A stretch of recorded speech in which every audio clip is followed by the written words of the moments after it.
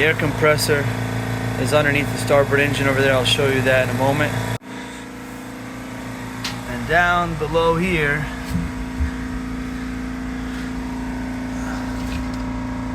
there's the air compressor, belt driven off the front end of the pulley system on the engine. Got the air dryer over there,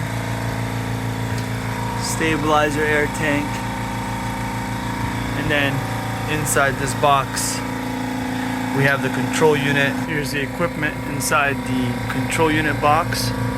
You have the micro liter filter,